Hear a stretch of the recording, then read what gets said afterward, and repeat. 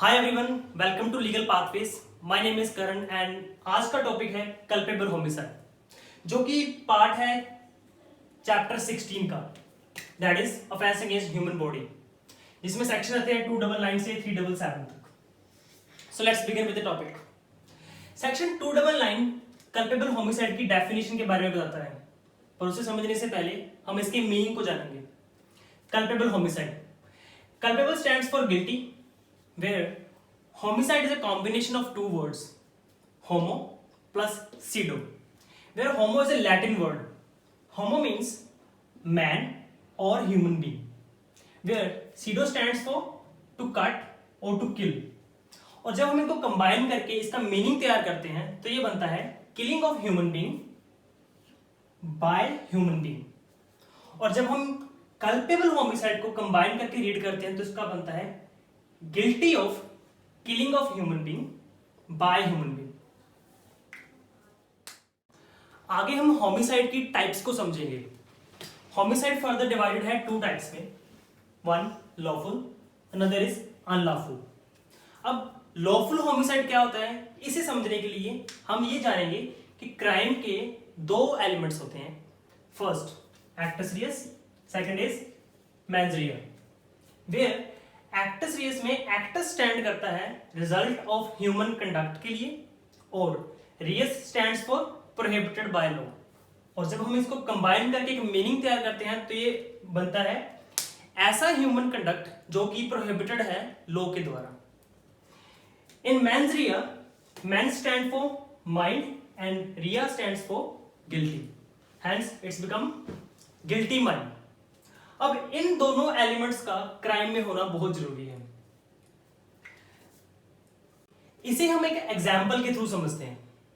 For example, एक person है जिसकी पुरानी दुश्मनी है बी के साथ। उसकी इंटेंशन है कि वो बी को मारना चाहता है। नाउ ए एक लोडेड पिस्टल लेके जाता है और बी के सर पर गोली मार देता है। रिजल्टेंटली बी की होती है डेथ। इस केस में जो एक्टस रियस है वो ये वाला पार्ट है, गोली मारने वाला पार्ट, और उसकी डेथ होना। और इस एक्टस रियस को एग्जीक्यूट करने वाला जो पार्ट है, जिस मेंटल एलिमेंट से उसने एग्जीक्यूट किया, वो है मेंस रिया।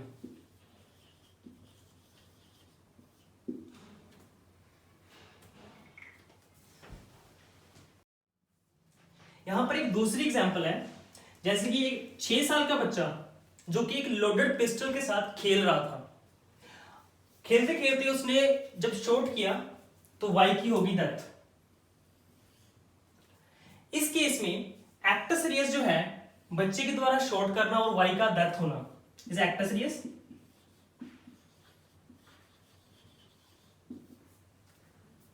बट इसमें mens rea is absent. Reason, law ये प्रिज्यूम करता है 7 साल का बच्चा और 7 साल से बिलो जो बच्चा होगा उसको लॉ ये प्रिज्यूम करता है कि गुड और बैड की कोई समझ नहीं होती। दैट्स वाई उसको कंप्लीट डिफेंस दिया गया है सेक्शन 82 के अकॉर्डिंग कि उसको कोई भी सजा नहीं होगी एज पर absent of mens rea. Hence mens rea mental element को रिप्रेजेंट करता है, जिसमें एक्ट करने वाले पर्सन को अपने कॉन्सिक्वेंसेस के बारे में पता होता है। जैसे कि फॉर एग्जांपल इलस्ट्रेशन 1 में ए की जो इंटेंशन थी बी को मारने की, और उसको अपने कॉन्सिक्वेंसेस के बारे में पता था, अगर मैं बी के सर पे शॉट मारूंगा तो उसका रिजल्ट क्या होगा, बी की death. But in case of child under 6 year उसकी इंटेंशन नहीं थी। हेंस ये जो पहली इलस्ट्रेशन है ये अनलॉफुल होमिसाइड की एग्जांपल है, ये दूसरी लॉफुल होमिसाइड की।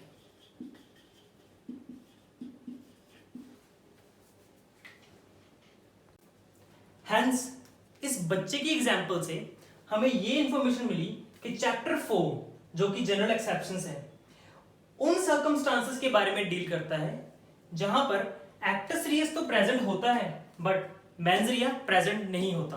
That's why the person is not liable, और ये लॉफुल होमिसाइड की कैटेगरी में फॉल कर जाता है।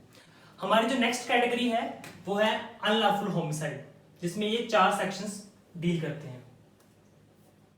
अनलॉफुल होमिसाइड की कैटेगरी में जो फर्स्ट होमिसाइड है वो है सेक्शन 299, जो कि है कल्पेबल होमिसाइड। कल्पेबल होमिसाइड की लैंग्वेज को याद करना बहुत इंपॉर्टेंट है, तो इसके लिए हमने एक की तैयार की है I know CD and LCD of SBI। अगर आपने ये की याद कर ली है तो ट्रस्ट मी, आपको सेक्शन 299 की लैंग्वेज याद हो चुकी है। अब हम इसके मीनिंग को समझेंगे। यहां पर आई लिखा होगा, इसका मतलब होगा आई स्टैंड्स फॉर इंटेंशन। जहां पर के लिखा होगा, के स्टैंड्स फॉर नॉलेज। जहां पर CD लिखा होगा, CD stands for cause death. जहां पर LCD लिखा होगा, LCD stands for likely to cause death.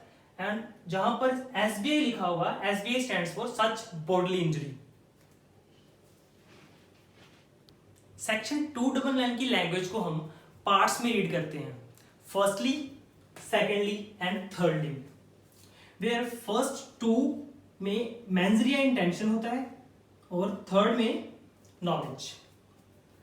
First में CD यूज करते हैं हम और बाकी दोनों में LCD। सेकेंडली में एक एक्स्ट्रा एलिमेंट है जो कि SBI है, where I stands for intention, K stands for knowledge, where CD stands for cause death, LCD stands for likely to cause death, and SBI stands for such bodily injury. हम इस structure के through आने वाली videos में culpable homicide और murder के difference को समझेंगे।